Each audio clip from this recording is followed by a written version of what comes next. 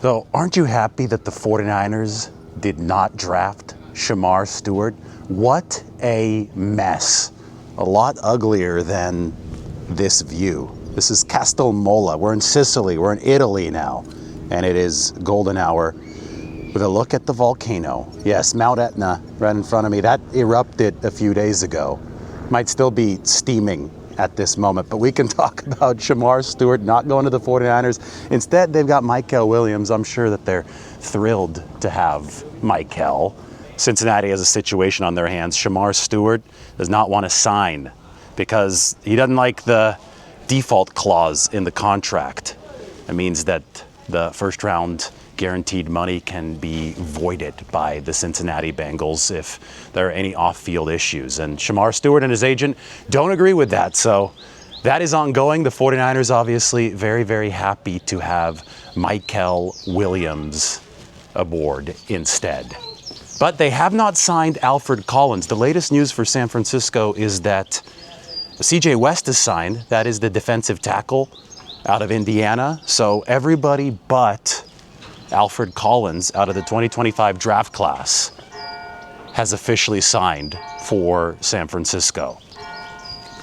Church bells ringing, about time for dinner here in Italy. But what's the deal with Alfred Collins? Well, I want to make sure that people don't start thinking this is on Alfred Collins. Only 2 out of 32 second-round picks in the 2025 NFL draft have signed so far.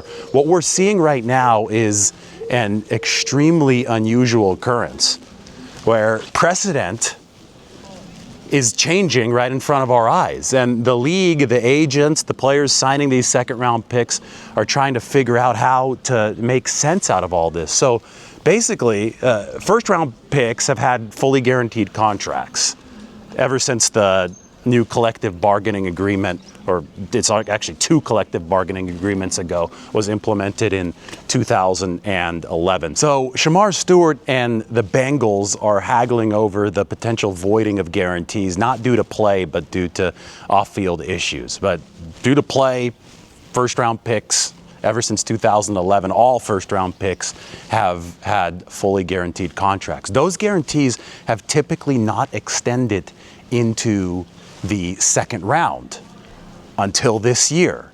Jaden Higgins of the Texans, a wide receiver, and Carson Swessinger, a linebacker of the Cleveland Browns, both of those guys received fully guaranteed deals, just like first-round picks from their teams, and those are the top 2 picks of the second round. So everything has been turned on its head.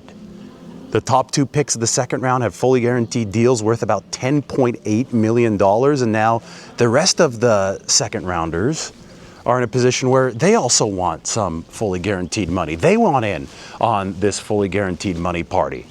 And it's going to take some deadline pressure, I think, to resolve this issue. We got to figure out exactly how much fully guaranteed money pick number 35 gets, pick number 36 gets, pick number 37 gets. In Alfred Collins' case, he is pick number 43.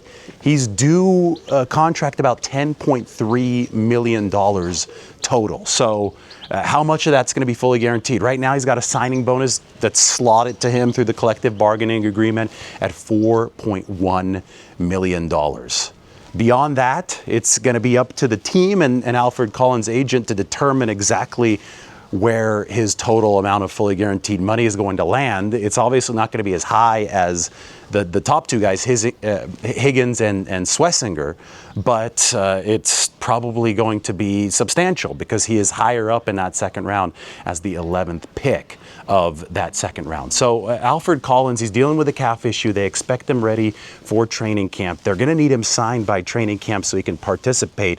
Had he been healthy, he would have only needed a waiver for the 49ers to participate during OTAs and minicamp. Instead, he was just watching over on the side. And, Alfred Collins is a big guy, just like Mount Etna, the volcano in front of us. I don't know if you guys caught the tourists who were up there last week. They were walking around and all of a sudden the thing started erupting and nobody died. They all scurried down, but that is a very much active volcano in front of us. It's got a longer wingspan than Alfred Collins' wingspan, which is over 7 feet. That'll be impressive on the 49ers defensive line. It probably wouldn't be impressive if we were looking at an expansive view of Sicily, where the sun is about to set behind the mountain. That's our cue. We're going to head down into town.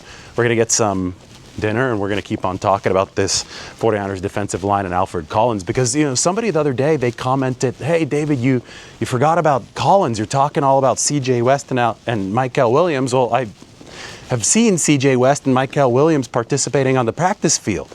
I hadn't been able to say the same about Alfred Collins yet. I know exactly, you know, what the 49ers are envisioning here. They love the fact that they've got a tall defensive tackle who last year had one fewer pass breakup for Texas than Jahdae Barron, who was the Jim Thorpe Award winner at cornerback. So Alfred Collins has got tremendous football IQ. That pairs well with the size. He's not just rushing like a chicken with his head cut off. He's able to establish himself with the wingspan against blockers, but then he's able to anticipate where the quarterback is going to throw the ball. And because of that, he could be a disruptive force even if he doesn't get to the QB.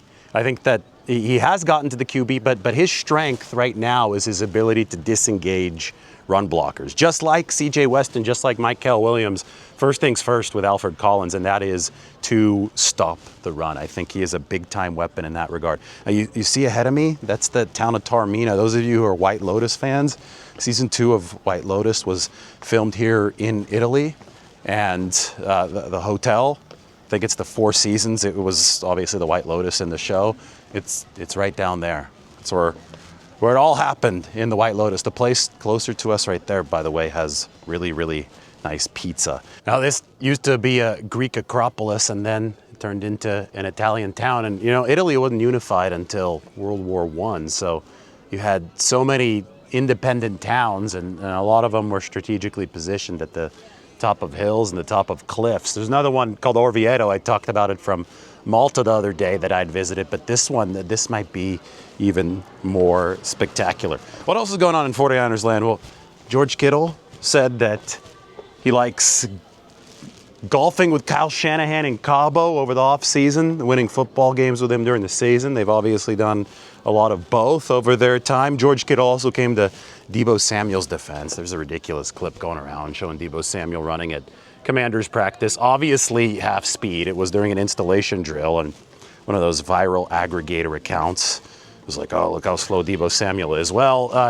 that's not really a good way to judge Deebo Samuel's speed if he's running half speed. So Kittle came to Samuel's aid on social media. A good reminder that a lot of these, I mean, there's quality 49ers and NFL content, and then there's a lot of garbage out there, and it's good to see George Kittle calling some of that out. Though I think I'm onto something right now. I think we've struck gold covering the 49ers and trying to find the church and the main square.